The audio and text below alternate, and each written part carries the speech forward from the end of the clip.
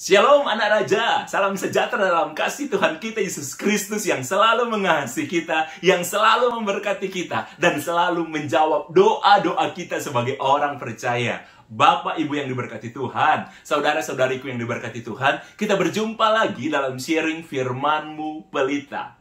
Hari ini kita akan sharing, kita akan berbicara tentang salah seorang tokoh dalam Alkitab di Perjanjian Lama, seorang pria ya yang adalah anak seorang perempuan sundal. Alkitab menjelaskan nanti seperti itu, dan anak hasil persinahan. Oke, tapi saudara tahu pada akhirnya dari anak haram, anak hasil persinahan, pada akhirnya dia menjadi seorang pahlawan yang dikatakan firman Tuhan gagah dan perkasa. Bahkan dia memimpin bangsa Israel untuk memenangkan pertempuran demi pertempuran. Oke, dan di kenyataan hidup, saya akan sharingkan kepada saudara ketika saya mengenal salah seorang anak pemuritan saudara dari anak yang sangat-sangat tidak percaya diri. Anak-anak yang sangat-sangat rendah diri saudara. Di antara semua teman-temannya. Tapi ketika kami membawa dia mengenal Tuhan, pada akhirnya saudara, dia melebihi pencapaiannya, apa yang dia bangun, dia melebihi dari orang-orang yang sangat percaya diri di sekitarnya. Dia menjadi orang yang sangat diangkat Tuhan dengan sangat luar biasa. Baik, mari sama-sama kita buka firman Tuhan hari ini yang saya ambil dalam Hakim-Hakim pasal yang ke-11 ayat 1 sampai ayat yang ke-11. Sekali lagi, Hakim-Hakim pasal yang ke-11 ayat 1 sampai ayat yang ke-11. Perikopnya Yefta dan Gilead. Firman Tuhan mengatakan begini, adapun Yefta orang Gilead itu adalah seorang pahlawan yang gagah dan perkasa. Tetapi ia anak seorang perempuan sundal. Ayah Yefta ialah Gilead. Juga istri Gilead melahirkan anak-anak laki-laki baginya. Setelah besar anak-anak istrinya ini, maka mereka mengusir Yefta. Katanya kepadanya, engkau tidak mendapat milik pusaka dalam keluarga kami, sebab engkau anak perempuan lain. Maka larilah Yefta dari saudara-saudaranya itu, dan dia diam di tanah Tob. Di sana berkumpullah kepadanya petualang-petualang yang pergi merampok bersama-sama dengan dia. Beberapa waktu kemudian, Bani Amon berperang melawan orang Israel. Dan ketika Bani Amnon itu berperang melawan orang Israel, pergilah para tua-tua Gilead menjemput Yefta dari tanah Tob. Kata mereka kepadanya, marilah, jadilah panglima kami, dan biarlah kita berperang melawan Bani Amon. Tetapi kata Yefta kepada tua-tua Gilead itu, bukankah kamu sendiri yang membenci aku dan mengusir aku dari keluargaku? Mengapa kamu datang sekarang kepadaku pada waktu kamu terdesak?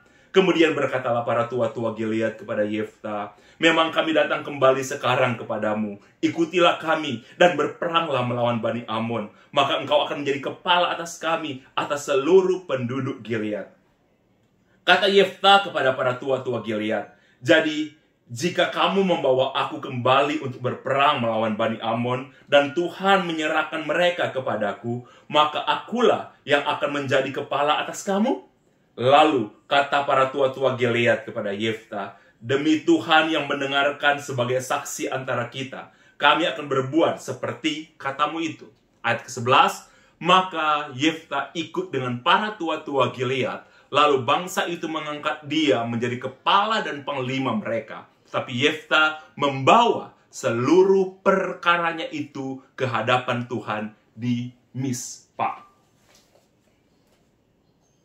Bapak Ibu yang diberkati Tuhan, saudara-saudara yang diberkati Tuhan, semua anak raja dimanapun Anda berada, saudara, di ayat terakhir, di Hakim-Hakim pasal 11, ayat yang ke-11, dikatakan, maka Yefta membawa semua perkara itu di hadapan Tuhan. Jadi saudara, kita bahas dulu yang paling terakhir, penting sekali dalam kehidupan kita sebagai orang percaya. Apapun perkara yang menimpa kita, suka dan duka saudara, masalah, mujizat, ya kan, musibah atau mujizat besar. Belajarlah untuk membawa segala perkara kita di hadapan Tuhan. Bawalah bisnismu di hadapan Tuhan. Bawalah karirmu di hadapan Tuhan. Bawalah keluargamu di hadapan Tuhan. Dalam arti saudara yang sederhana, punyalah waktu untuk berdoa. Punyalah waktu untuk berbicara dengan Tuhan. Oke? Saudara, Yefta, dia membawa perkaranya. Jadi dia membawa masalahnya. dia membawa kehidupannya di hadapan Tuhan. Karena saudara, siapapun kita membutuhkan Tuhan. Nah, mari kita kembali ke ayat 1, saudara. Kita kembali ke ayat 1. Ayat 1, firman Tuhan mengatakan begini. Yefta adalah seorang pahlawan, wow, keren, yang gagah dan yang perkasa. Keren, saudara. Ini tipe pria idaman banyak wanita. Wanita suka dengan pria yang punya sifat pahlawan, yang melindungi, ya, wanita akan merasa aman dengan pria yang gentle. Firman Tuhan katakan, Yefta adalah seorang pahlawan. Wow, keren, saudara. Kemudian dikatakan gagah dan perkasa. Ini lengkap sekali. Sudah pahlawan, saudara, gagah, perkasa pula. Ada mungkin orang yang pahlawan, punya sifat pahlawan, punya kemampuan jadi pahlawan di hadapan banyak orang, di hadapan wanita, ya kan? Tapi tidak gagah dan perkasa. Atau ada orang mungkin yang pahlawan, gagah, tapi tidak perkasa. Tapi Yefta ini lengkap, saudara. Dia pahlawan, dia gagah, dan dia perkasa. Itulah Yefta. Tapi saudara, Alkitab mengatakan apa adanya tentang Yefta. Tapi firman Tuhan menjelaskan selanjutnya. Tetapi Yefta adalah anak seorang perempuan sundal. Ayah Yefta ialah Gilead. Saudara, yang saya paling suka dari Alkitab, ya, Alkitab dikatakan sebagai kitab suci. Buku suci, saudara. Tetapi saudara harus ingat bahwa Alkitab menceritakan orang-orang manusia apa adanya dari segala zaman. Sama juga seperti zaman sekarang. Orang-orang yang punya kekuatan, tapi orang-orang juga punya kelemahan. Oke, dan Alkitab selalu menceritakan apa adanya. Dikatakan, saudara, Yefta ini tokoh dalam Alkitab. Tapi dikatakan dia anak seorang perempuan sundal. Anak seorang pelacur, saudara. Oke, hasil persinahan pula. Saudara, Yefta bukan cuma anak haram.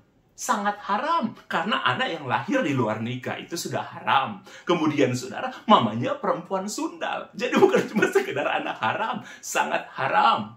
Kalau bagi orang Yahudi, saudara, bagi orang Yahudi, babi itu dianggap, saudara, sebagai binatang haram. Oke, jadi babi itu bagi orang Yahudi dianggap binatang haram. Menurut saudara, kalau babi binatang haram, apa binatang yang sangat haram? Babi binatang haram. Kalau yang sangat haram itu apa, saudara? Anak babi yang lahir di luar nikah. Itu, saudara, binatang yang sangat haram. Bercanda saja, saudara. Oke, Yefta anak seorang perempuan sundal. Dia hasil persinahan. Saudara, status yang sangat tidak enak, ya kan? Tapi itulah, Yefta tidak bisa memilih di mana dia dilahirkan. Dia nggak bisa memilih bagaimana keadaan keluarganya ketika dilahirkan. Saudara, kalau kita berpikir apakah yang ada yang salah dalam hal ini? Ada memang, saudara. Ya, Gilead itu salah. Mama dari Yefta ini juga hidup sebagai pelacur. Itu sebuah keputusan yang salah dalam kehidupan pernikahan mereka. Dan mereka akhirnya, saudara, lahirlah seorang anak dalam keadaan yang salah. Tetapi saudara, saya selalu ingin mengatakan kepada saudara, sejak saya membina dalam pembinaan, saudara, tidak ada kesalahan yang permanen. Tidak ada, saudara. Tidak ada, saudara, kesalahan yang permanen. Tidak ada kehancuran yang permanen. Kita boleh dilahirkan dalam keadaan yang hancur. Kita boleh dilahirkan dalam keadaan yang salah. Kita boleh membuat sebuah kesalahan. Itu sangat manusiawi. Tetapi, saudara, tidak ada kesalahan yang permanen. Ingat baik-baik itu, saudara. Tidak ada keadaan yang permanen. Akan tetap seperti itu kalau kita mau berubah. Orang boleh jatuh dalam dosa. Tetapi saudara, kalau Anda bertobat, Anda akan diubahkan. Problemnya, tidak semua orang yang berdosa mau bertobat. Ada banyak orang, saudara, yang tetap tinggal dalam dosa. Saudara, saya dan saudara bisa jatuh dalam dosa. Siapapun kita, saudara, hamba Tuhan sekalipun, saya pendeta sekalipun, saya bisa jatuh, saudara. Tapi, saudara, jatuh dalam dosa itu, saudara, manusiawi. Tetapi, saudara, hidup dalam dosa, nah itu ya, saudara, yang salah. Sekali lagi, Anda boleh ada jatuh dalam dosa, ada pengampunan. Tapi, saudara, jangan menghidupi dosa. Jangan hidup dalam dosa. Jangan jatuh terus-menerus dalam dosa yang sama. Itu sengaja namanya. Itu bukan jatuh dalam dosa, menjatuhkan diri dalam dosa. Itu, saudara. Nah, Yefta lahir dalam keadaan seperti itu. Anak seorang perempuan pelacur, atau anak perempuan sundal, kemudian akhirnya Yefta dibawa oleh papanya di tengah-tengah rumahnya, di tengah-tengah keluarga. Nah, Yefta, saudara, sebelum kita berlanjut, saudara, Yefta, nama Yefta atau Yefta itu artinya, saudara, Tuhan membuka. Jadi sekalipun ibu Yefta, seorang perempuan sundal, tetapi ketika dia memiliki anak, mungkin ada pertobatan dalam kehidupan ibunya Yefta, sehingga dia memberikan anak ini namanya Yefta. Dia punya visi ke depan, sekalipun dia melahirkan anak ini dalam keadaan yang salah, karena dia hidup dalam sebuah kesalahan, termasuk berarti anak ini juga dilahirkan dalam keadaan yang salah, tapi dia punya harapan ke depan, ke masa depan anak yang dia lahirkan tidak akan salah. Makanya dia memberikan nama anak itu Yefta, yang berarti Tuhan membuka. Ibunya yakin masa depan anak-anaknya akan dibukakan oleh Tuhan. Dalam arti akan keluar dari kesalahan, akan keluar dari kutuk. Begitupun saya dan saudara. Kita boleh melakukan kesalahan siapapun, tapi saudara jangan tetap tinggal dalam kesalahan. Keluar dari kesalahan itu. Oke, saudara, Yefta akhirnya dibawa di tengah-tengah keluar. Arti Yefta sekali lagi itu artinya Tuhan membuka. Saudara, nama itu penting. Nama itu penting. Biasanya saudara, kalau saudara memberikan nama kepada anak, kepada cucu, ya tidak ada kan? Misalnya kalau saudara tanya kepada orang tua saudara, kenapa sih saya diberi nama seperti ini? Tidak ada orang tua yang akan menjawab. Misalnya, kenapa saya diberi nama Nixon? Kemudian orang tua saya akan bilang begini, ya iseng aja. Nggak ada, saudara. Biasanya kita akan memberikan nama kepada anak kita, kepada cucu kita. Kalau biasanya kakek nenek diberi apa ya, kepercayaan sama orang tua saudara, anak itu untuk memberikan nama kepada anaknya. Kita biasanya memberikan nama kepada anak kita pasti punya alasan. Tidak ada karena iseng. Mungkin karena nama itu mengandung sejarah. Mungkin nama itu, saudara, mengandung harapan. Biasanya orang memberikan nama karena nama itu artinya bagus, dan orang itu punya mimpi tentang masa depan. Makanya, saudara, ketika saudara dibaptis, kebanyakan saudara, kita akan diberi nama, saudara, nama-nama yang keren di Alkitab. Ya kan? Tidak ada orang, saudara, yang sampai hari ini, saudara, yang saya kenal memberikan nama anaknya itu Yudas. Tidak ada, karena latar belakangnya Yudas, ya. Kita biasanya kasih nama Abraham, itu keren, orang yang diberkati. Kita berikan nama Daud dan lain sebagainya dan lain sebagainya. Karena nama sekali lagi itu penting. Karena nama biasanya mengandung visi, nama itu biasanya mengandung harapan, atau nama itu biasanya mengandung sejarah. Ibu Yefta memberikan sekali lagi nama anak ini Yefta, yang berarti Tuhan membuka. Dan memang benar, seperti visi, seperti doa Ibu Yefta untuk memberikan nama kepada dia Yefta, Tuhan membuka masa depan Yefta. Nah, ketika Yefta lahir, Papa Yefta membawa Yefta di tengah-tengah keluarganya. Dan papanya Yefta ini sudah punya istri, dan istrinya istri Gilead ini juga punya anak-anak yang lain. Ketika mungkin ketika mereka masih kecil, itu tidak terlalu mereka tahu. Tapi ketika anak-anak itu dikatakan Alkitab, mereka telah beranjak dewasa. Mereka mengusir Yefta, karena mereka bilang begini, engkau anak perempuan lain, engkau tidak punya hak di keluarga ini. Saudara, apa yang dilakukan oleh kakak-kakak Yefta atau saudara-saudara Yefta, itu reaksi manusia. Di zaman sekarang pun kalau ada peristiwa semacam itu, orang cenderung akan anti. Apalagi tahu mamanya Yefta ini anak seorang ibu yang itu pelacur. Mereka mungkin akan malu, dan itu wajar, reaksi yang sangat wajar. Mungkin kalau saudara lihat, kok gitu ya, begitulah. Dan saya suka dari Alkitab. Kenapa saya selalu mendorong para murid saudara untuk selalu baca Alkitab? Karena di Alkitab kita akan melihat diri kita. Di Alkitab kita akan melihat contoh-contoh yang sangat manusiawi. Nggak hanya orang suci yang ada di Alkitab. Orang-orang yang terpuruk, orang-orang yang berdosa, keadaan keluarga. Kadang-kadang saya sering ketemu dengan anak-anak anak-anak pembinaan waktu dulu, saudara. Ya kadang-kadang mereka merasa mereka lahir di keluarga yang berantakan, broken home. Kenapa saya nggak lahir di keluarga yang baik-baik, Kak? Ya, di pemberitaan itu. Kenapa saya lahir? Saudara, di kenyataan hidup di Alkitab pun banyak orang yang lahir dalam keadaan yang tidak baik. Oke, jadi dari Alkitab kadang-kadang kita suka menuduh diri kita. Kenapa saya lahir di keluarga yang tidak baik? Kenapa saya dalam keadaan yang tidak baik, saudara? Kalau saudara baca Alkitab, selalu rajin baca Alkitab, saudara akan lihat orang-orang dalam Alkitab, tokoh-tokoh dalam Alkitab juga mengalami hal yang sama, ya, mengalami hal-hal yang tidak enak. Jadi saudara, sekali lagi saya ingin bilang kepada saudara, dengarkan dengan baik, saudara, tidak ada keadaan yang permanen. Tidak ada kemiskinan yang permanen. Tidak ada, saudara, kesalahan yang permanen. Semuanya itu bisa berubah. Yang penting kita mau berubah. Yang penting kita mau bertobat. Semua orang sekali lagi bisa jatuh dalam dosa. Oke? Itu diampuni. Ada pengampunan darah Kristus. Yang tidak bisa, saudara, kalau saudara tetap hidup dalam dosa. Menghidupi dosa itu. Oke? Nah, sekali lagi, saudara, akhirnya Yefta, karena keadaan semacam itu, dia nggak diterima di keluarga. Dia disisihkan di keluarga. Dia menjadi bahan olok-olokan di keluarga. Sehingga pada puncaknya, Yefta diusir dari keluarga. Dan kejadian ini ada di Alkitab. Kejadian ini dicatat oleh Alkitab. Jangan pernah merasa engkau terlahir di keluarga yang terpuruk. Jangan pernah merasa engkau sebagai orang yang broken home karena di Alkitab. Atau menganggap dirimu sial, lahir di keluarga yang berantakan. Di Alkitab ada juga orang-orang yang terlahir seperti di keluarga anak seorang pelacur, anak hasil persinahan pula. Oke, itulah Yefta. Akhirnya Yefta harus menerima kenyataan, saudara, dia harus keluar dari tanah Gilead. Dia harus pergi dari tanah itu. Dan firman Tuhan katakan, dia sempat berkumpul dengan orang-orang perampok. Karena mungkin Yefta dia merasa tidak berharga, akhirnya orang-orang yang saya belajar, orang-orang yang merasa tidak berharga, seringkali melakukan hal-hal yang tidak berharga pula. Orang-orang, saudara, yang disingkirkan oleh dunia sering melakukan hal-hal juga yang akan disingkirkan oleh dunia. Sekali lagi, orang yang tidak berharga selalu melakukan hal-hal yang tidak berharga. Orang yang merasa tidak berharga selalu melakukan hal-hal yang tidak berharga.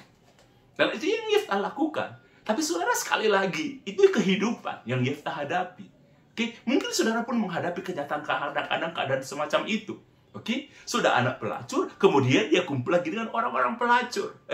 Dengan para perampok. Semakin hancur dia. Tapi saudara tahu, kenapa di ayat ke-11 dikatakan begini? Yefta membawa perkaranya di hadapan Tuhan. Orang yang rohani, berarti begini, Yefta terbiasa berdoa.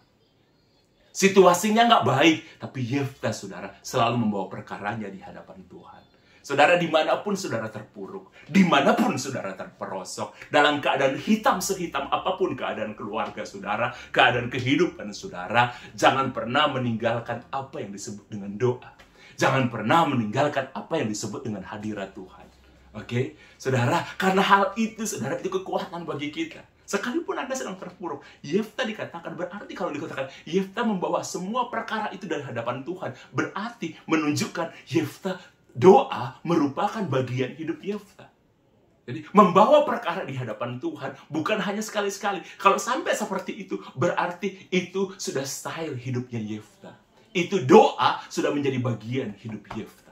Saudara, jadi apapun keadaannya, saudara jatuh sekalipun, jangan pernah meninggalkan apa yang disebut dengan hadirat Tuhan. Karena saya telah belajar, manusia hanya bisa berubah. Manusia hanya bisa kuat. Manusia bisa bertahan dari gempuran apapun sekalipun keadaannya tidak baik. Hanya satu, di hadirat Tuhan. Yang ciptakan kita Tuhan, yang bisa menguatkan kita secara utuh dari dalam. Bukan sandiwara. Bukan, saudara, ya. Tapi yang bisa membawa kita, saudara, tidak jadi pura-pura bahagia, tapi benar-benar bahagia. Tidak menjadi pura-pura kuat, tapi jadi kuat, benar-benar kuat. Karena kekuatan itu, bahagia itu dari dalam.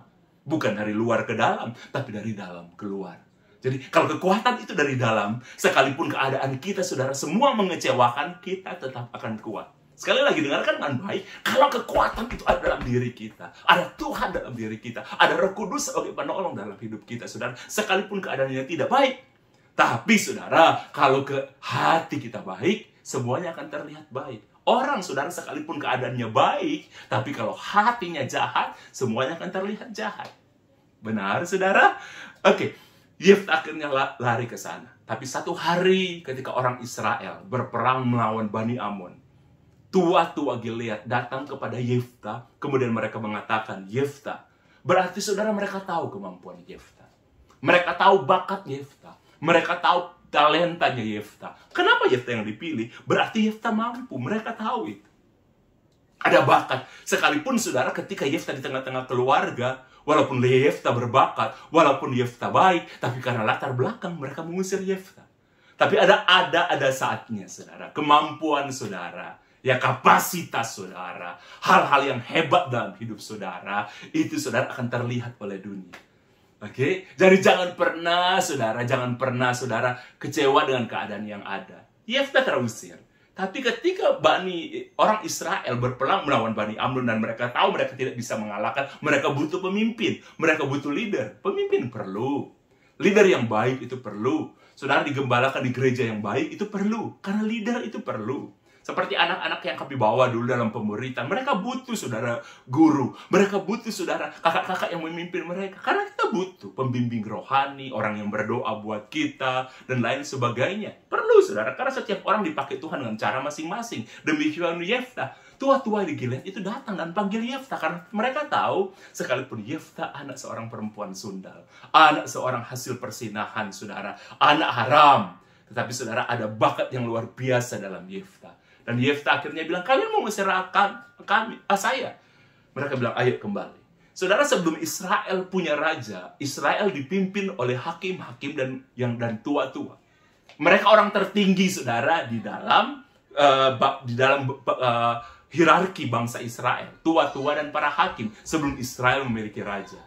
Jadi kalau saudara berjalan bersama tua-tua, berarti saudara berjalan bersama pemimpin bangsa. Jadi Yefta terusir sebagai saudara pecundang dari Israel, sebagai anak haram dari Israel. Dia diusir, saudara, diusir, disuruh pergi. Tapi Yefta, saudara, dia kembali ke Israel. Dia kembali, saudara, di sukunya sebagai seorang pahlawan. Karena apa? Dia berjalan bersama tua-tua Israel. Dia berjalan bersama tua-tua, orang yang dihormati, orang yang jadi pemimpin. Kalau mungkin di Indonesia, saudara, orang itu terusir dari Indonesia karena ada kesalahan mengerti. Tapi ketika dia kembali, yang jemput dia itu presiden. Seperti itu. Ayo, kalau misalnya ada orang terusir, kemudian berjalan bersama presiden, dan presiden bilang, ini orang hebat. Ayo, siapa yang bisa mengatakan yang macam-macam, saudara? Oke, Yefta, saudara, dia diusir, termasuk oleh tua-tua ini. Karena dia nggak pantas tinggal di Israel, di tengah-tengah Gilead, saudara. Tetapi Yefta kembali sebagai pahlawan. Dan dia berperang, saudara, melawan Bani Amnon. Dan Yefta bisa memenangkan pertempuran. Dari seorang anak pelacur. Dari saudara seorang anak hasil persinahan. Dari anak saudara yang dikatakan saudara anak haram. Tapi akhirnya Yefta menjadi manusia yang hebat. Dilahirkan sebagai anak haram, tapi ketika dia dewasa, dia menjadi seorang pria yang hebat. Sekali lagi dengarkan dengan baik, anak raja dimanapun Anda berada. Saya telah melayani saudara puluhan tahun. Saya telah memuridkan begitu banyak anak-anak. Oke, melihat mereka ketika muda. Puluhan tahun, saudara, saya melayani anak-anak youth bersama-sama dengan mereka. Saya telah melihat, saudara, anak-anak saudara yang dianggap remeh oleh orang. Bahkan dianggap remeh oleh keluarga mereka. Mereka bisa berhasil. Bahkan ada beberapa anak saudara yang sedikit menganggap autis. Dianggap aneh sama lingkungan sekitar. Dianggap aneh. Bahkan waktu itu oleh guru mereka. Tapi hari ini, saudara, mereka menjadi orang sukses, orang berhasil. Bahkan di beberapa di antara mereka jauh lebih berhasil daripada orang-orang yang paling pintar di sekolah, di seangkatan mereka. Padahal mereka dianggap aneh. Pintar, tapi karena saudara ada sesuatu dalam diri mereka yang kadang-kadang dunia anggap aneh. Oke? Kadang-kadang memang kalau orang pintar, saudara, merasa sudah paling hebat. Sehingga tidak mau berkembang lagi. Tapi saudara, kadang-kadang yang orang nganggap aneh, nggak pantas, nggak punya apa-apa, yang miskin, justru mereka sukses, berhasil. Karena satu hal, saudara, yang selalu saya bawa selalu kepada anak-anak pemberitaan kami, bawa hidupmu kepada Tuhan. Saya memberikan satu kesaksian kepada saudara. Saudara, satu kali dalam sebuah ibadah di kampus, ada satu kampus waktu itu, satu jurusan kampus, bukan kampus secara keseluruhan, mereka membuat KKR dalam rangka Paskah, seingat saya waktu itu, tapi hanya dalam bentuk mini. Dan mereka ada hanya sekitar 80-an orang yang hadir, dan kebanyakan yang mereka targetkan adalah orang-orang yang belum pernah ke persekutuan doa kampus, jurusannya mereka. Jadi saudara, hanya mini aja, ada door prize yang ditawarkan dan menarik ya waktu itu. Jadi ada sekitar, ya mungkin dari 80 orang itu, ada sekitar ya 50-an orang itu belum pernah ke persekutuan doa kampus sebelumnya. Cuma karena mereka menerima undangan, ada door prize, akhirnya mereka datang. Itu cara penginjilan di waktu itu, saudara. Nah, di waktu saya, dan kebetulan pada waktu itu, saudara, itu saya yang khotbah. Ketika saya sedang mentara berkhotbah, saudara, saya melihat ada salah seorang anak yang dia cukup berbeda secara fisik.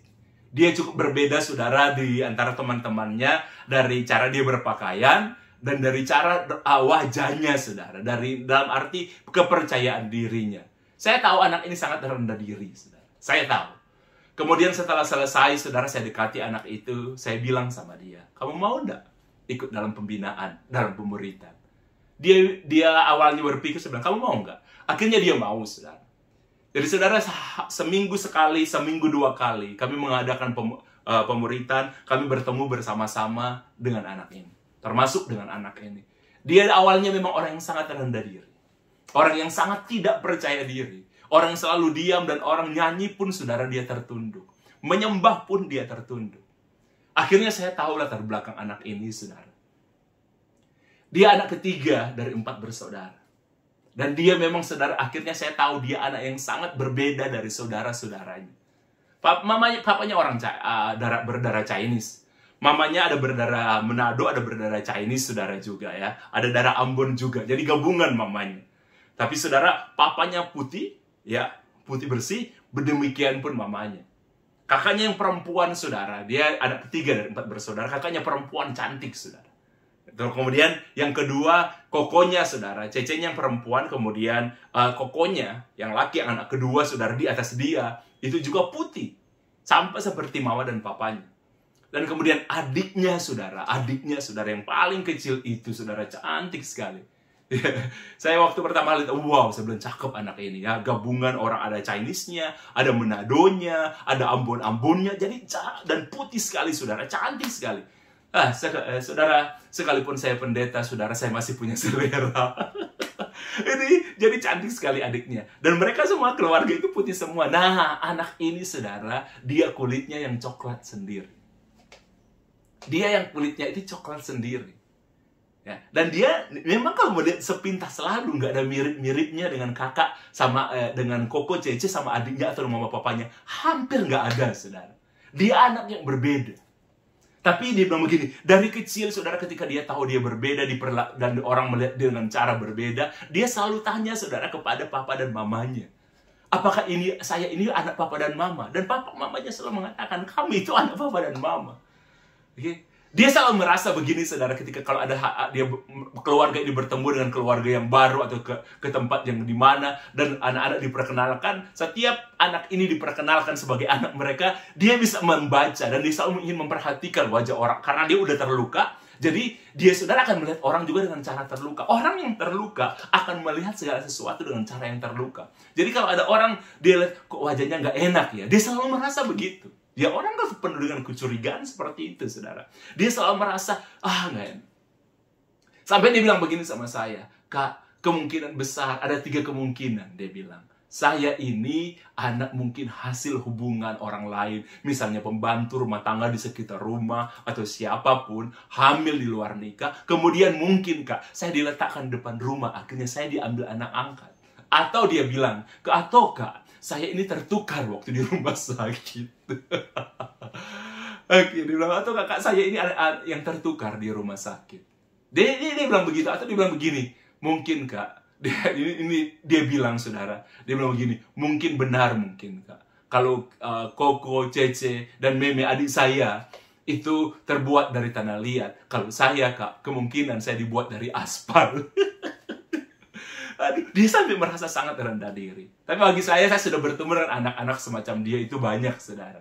Dan kami tidak banyak berbicara, kami hanya menasihatkan, memberikan firman. Karena yang paling penting, di samping kita memberikan firman, mendidik mereka dengan kadang-kadang agak keras, saudara, menegur mereka, mengingatkan mereka, mengembalikan mereka di jalannya, di tracknya Tuhan. Tapi saudara, yang selalu saya percaya, yang bisa mengubah manusia, itu hadirat Tuhan. Doa di hadirat Tuhan. Dan hadirat Tuhan itu mengubah dari kedalaman roh sampai ke jiwa, kemudian ke fisik. Ya, kalau kadang-kadang pelatihan itu baik, ya pelatihan itu baik, tapi mengubah dari fisik, kesadaran jiwa, oke, tidak sampai menyentuh roh. Tapi saudara, di hadirat Tuhan itu mengubah kita itu dari dalam. Hadirat Tuhan itu mengubah itu kita dari dalam. Awalnya anak ini, saudara, kalau disuruh berdoa dia nggak bisa berdoa. Oke, dan kalau dengar firman dia selalu menundukkan kepala. Kalau bercerita pun seperti itu, sangat-sangat rendah dirinya parah, harga dirinya itu parah, cara dia memandang orang juga itu parah, cara dia memandang keadaan itu parah karena hatinya, saudara, terluka. Jadi dia memandang semua dengan terluka. Orang senyum kepada dia pun dia menganggap itu hinaan. Karena hatinya terluka, saudara. Lama-kelamaan disuruh berdoa, saya tanya dia berapa kali, kamu ingin apa ke depan? Dia bilang nggak tahu, Kak. Tapi saudara, lama-lama hadirat Tuhan mengubah dia. Hadirat Tuhan mengubah dia. Itu mulai terlihat dari wajahnya. Anak ini wajahnya mulai berubah. Karena firman Tuhan bilang begini, saudara. Hati itu, dari hati terpancar kehidupan. Kalau kehidupan kita penuh dengan luka, yang akan terpancar keluar itu luka. Kalau ke hati kita, saudara, penuh dengan sakit, yang akan terpancar, saudara, itu rasa sakit. Tapi ketika hatinya mulai berubah, wajahnya mulai berubah. Tetap kulitnya kecoklat-coklatan, saudara, tetap. Tapi dari wajahnya, dari matanya, itu mulai berubah. Anak ini berubah, saudara. Dari waktu ke waktu dia mulai berubah. Hadirat Tuhan mengubah dia. Dia dikembalikan seperti yang selayaknya. Bahwa Tuhan taruh sesuatu kepada anak ini. Sehingga saudara, satu kali ketika dia mulai baik.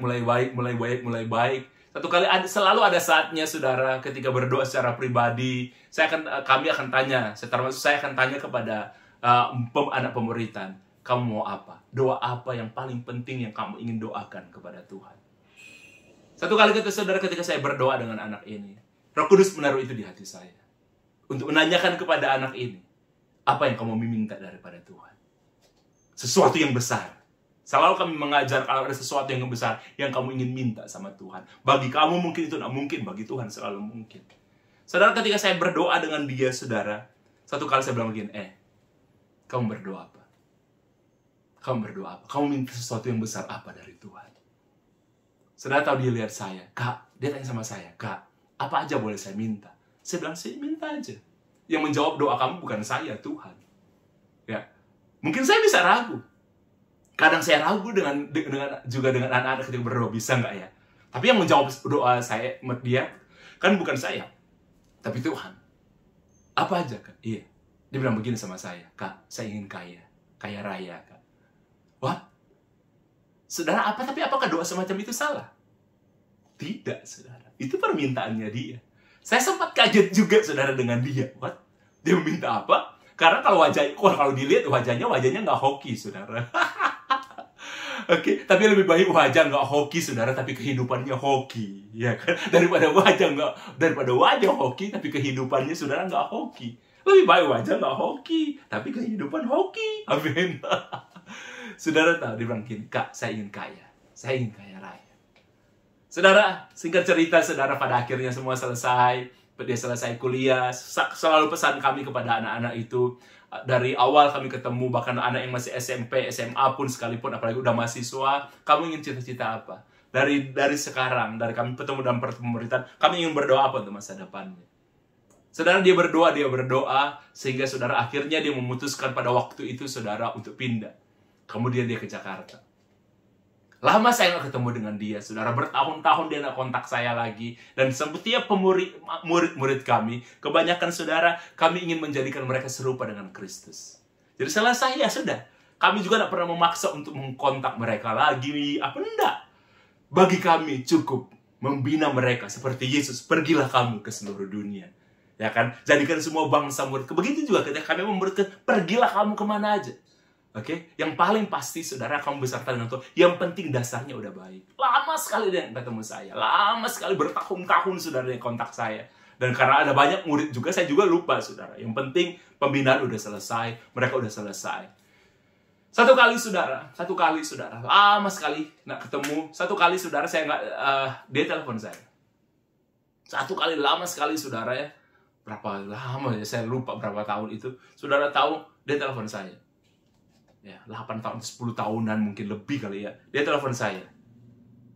Dia bilang, "Kak, saudara, dia panggil saya Kak. Dia panggil saya Kak, ada dua sih, kakak sama bos." Dia bilang, "Kak, bos." Saya bilang, "Kamu di mana sekarang?" Dia bilang, "Loh, Kak, kakak masih ingat saya?" Saya bilang, saya tidak pernah akan lupa kamu. Saya hafal suara kamu, saudara." Saya bilang gini, saya hafal kamu. Di situ saya mengerti, saudara, kenapa kebanyakan anak-anak pemuritan kami, saudara, walaupun sekian lama mereka nak telepon, kalau satu kali mereka telepon, kebanyakan walaupun lewat telepon ya, nggak lewat video call. Kalau sekarang kan bisa video call. Saya kenal, kalau kadang-kadang mereka udah ganti nomor telepon, ya kadang saya kenal. Saya kenal, saudara. Saya baru mengerti, saudara, apa yang firman Tuhan katakan, ya. Gembala itu kenal suara domba-dombanya. Domba juga kenal suara gembalanya. Jadi, lewat suara, saudara, saya bisa kenal mereka. Saya bilang, "Sekarang kamu di mana?" Dia bilang, "Kak, saya masih di Jakarta. Kak. Saya sudah di Jakarta." Dia tanya begini sama saya waktu itu, "Kak, kapan kakak ada ke Jakarta?" "Kenapa?" saya bilang. Dia bilang, "Kak, saya nggak mau ketemu kakak di Surabaya. Saya mau ketemu kakak di Jakarta. Kapan kakak ke Jakarta? Beritahu saya, kita harus ketemu." Satu kali, saudara, saya ke Jakarta. Kemudian saya beritahu dia bilang begini, "Kak, kita ketemu ya." Saya ingat, saudara, waktu itu, saudara, kami ketemu di sebuah plaza, saudara, yang namanya Plaza Senayan. Saya ketemu dengan dia di sana, kami janjian, saudara, di sebuah kafe. Saya santai karena mau ketemu dengan dia, karena dulunya saya paling suka pakai celana pendek, pakai sandal, pakai kaos, saya bawa ransel, jalan, saudara. Jadi saya santai sekali, saya cuma pakai kaos, mau pakai celana pendek, dan pakai sandal, saudara. Ya, jadi kalau orang lihat, mungkin nggak penampilan seperti pendeta. Penampilannya nggak seperti pendeta, tapi nggak apa-apa. Walaupun penampilan nggak seperti pendeta, yang penting hati itu harus pendeta. Oke, saya ketemu, saudara. Saya janjian di sebuah kafe di plaza itu. Saya duduk, saya duluan sampai. Kemudian, saudara, dia datang. Saya kenal dari gaya jalannya, saya tetap masih mengenal. Dan yang saya heran, dia pakai full dress. Saya sampai kaget, saudara. Dia pakai jas, dia pakai rapi sekali, saudara. Dia dekati saya di kursi itu. Dia hormat, dia bilang gini, "Bos." Dia panggil saya seperti itu, "Bos." Saya bilang, "Jangan saya panggil bos, panggil kakak aja." "Enggak, dulu kan saya sering panggil kakak bos." "Kak, bos." Dia bilang begini, "Saya punya driver, tapi karena ini satu kehormatan bagi saya." Dia bilang begini, "Saya nggak pakai driver, saya yang akan jadi drivernya kakak." "Hah? Iya, dan kita nggak makan di sini. Kakak udah selesai kan? Ya, sudah ngopi kan? Kak, bos, kita makan di tempat. Saya sudah pesan tempat khusus untuk saya dan kakak. Ayo, bos." Saya bawa mobil sendiri. Dari jas yang dia pakai, dari pakaian yang dia pakai, saya tahu itu bukan murahan. Ya, dari parfum yang wangi yang dia pancarkan, saudara, yang tercium, itu saya tahu itu bukan parfum murahan. Dari jam yang dia pakai, saudara, saya tahu juga, saudara, itu jam mahal. Wow, keren sekali. Dan saya cuma bisa membayangkan begini, kira-kira mobil yang dia pakai mobil apa ya? Oke. Apakah dia pakai mobil apa, saudara? Mungkin dia itu karena pernah dekat banget dengan saya mau membina dia. Dia mungkin mengerti, saudara. Itu cara berpikir saya, saudara. Jadi, saudara, kami berhenti di sebuah mobil yang ada mobil yang cukup tua, saudara, yang parkir dalam mall itu, kemudian dibunyikan. Loh, ketika dia bunyikan kuncinya, saudara, bunyinya di seberang sana, saudara. Loh, saya bilang, "Loh, ini yang mana mobil kamu? Kamu bunyikan di sana." "Oh, maaf, Kak, salah, Kak." Saya bilang, "Kamu ini baru gitu aja sudah lupa." Oke, saudara tahu. Akhirnya kami berjalan, kami berhenti di sebuah mobil, saudara, sebuah mobil sedan, saudara. Mobil sedan Eropa yang sangat terkenal, mereknya bagus sekali, saudara. Yang saya tahu harganya itu miliaran, saudara. Kami berhenti di situ. Dia bilang begini, "Kak, ini mobil saya, Kak." Saya bilang, "Yang bener kamu. Bunyikan dulu, buka dulu." Saya nggak percaya, nanti kamu coba ke saya lagi. "Ini mobil saya, Kak." Dia bunyikan, bunyi. Dia buka pintunya, terbuka. Berarti itu mobilnya dia. Dia buka, dia bilang begini, "Kak, naik. Sudah, jangan berlebihan." Dia bilang, "Kak, itu kehormatan bagi saya ketemu dengan kakak." Saya masuk, saudara, dia tutup. Kami makan di sebuah restoran yang luar biasa, yang melayani kami. Satu meja itu ada koki sendiri, saudara. Ada satu chef yang melayani meja kami, saudara. Dan memang gaya restoran itu salah satunya seperti itu. Dia dilayani oleh chef pribadi. Kami selesai makan, saudara. Dan akhirnya dia mengajak saya untuk ketemu dengan mama papanya, ke saudara-saudaranya. Waktu kami makan, kami cuma berdua, kemudian dia mengajak saya ketemu. Mamanya saya sudah kenal lama juga, saudara. Orang Manado, Dan mamanya saudara bilang begini, dia nggak pernah menyangka anaknya jadi seperti ini. Anak ini menjadi seorang yang sangat diberkati Tuhan. Pada waktu itu, saudara, di Jakarta aja, saudara, totalnya apartemen dan rumah yang dia miliki itu ada 17. Apartemen dan rumah yang dia miliki, saudara, totalnya di Jakarta, tahu itu loh, saudara, ya. Waktu itu sudah lama, beberapa tahun yang lalu, itu, saudara, itu ada 17 yang dia miliki. Ya, karena dia bilang dia punya apartemen, karena kadang-kadang kalau mau pulang, supaya nggak terlalu jauh, daripada nginap di hotel atau perjalanan terlalu jauh, Jakarta itu masih sangat-sangat macet-macetnya, ya kan? Lebih baik dia tinggal di apartemen. Yang saudara tahu, yang saudara harus mengerti, saudara, cecenya yang paling tua, itu kerja ikut dia. Kakaknya, kokonya, saudara, yang kedua juga kerja ikut dia. Suami adiknya yang paling kecil, saudara, itu kerja ikut dia. Papanya pun, saudara, sempat kerja ikut dia. Meninggalkan usaha mereka yang di Surabaya dan kerja ikut dia. Dia menjadi seorang yang sangat-sangat diberkati Tuhan. Oke? Dia lebih mulia, saudara. Ya kan? Seperti kata kita baca Yefta, saudara, ya, dia lebih mulia dari saudara-saudaranya. Oke. Yefta adalah seorang pahlawan yang gagah dan perkasa. Anak itu pun jadi demikian, saudara. Mamanya bilang sama saya, Nixon, Tante, tidak sangka Tante anak jadi begini. Saudara tahu, anaknya jadi orang yang sangat diberkati, luar biasa. Ya kan? Dari yang kulitnya hitam, tapi berkatnya gak hitam, saudara. Iya kan? Dari anak yang sangat rendah diri, ketika dia ketemu dengan Tuhan, dia melihat, karena dia mengukur dirinya berdasarkan dirinya. Jadi dia rendah diri. Tapi ketika dia mengenal Tuhan di hadirat Tuhan, dia mengukur dirinya berdasarkan potensi yang Tuhan taruh dalam dirinya. Oke, dia mengukur dirinya berdasarkan firman, bukan berdasar pendapat orang lain, bukan berdasarkan keadaan. Saudara, dimanapun saudara berada, oke, mungkin keluarga saudara hari ini sedang terpuruk, mungkin keadaan saudara sedang tidak baik. Saudara harus dengarkan dengan baik, tidak ada keadaan yang permanen.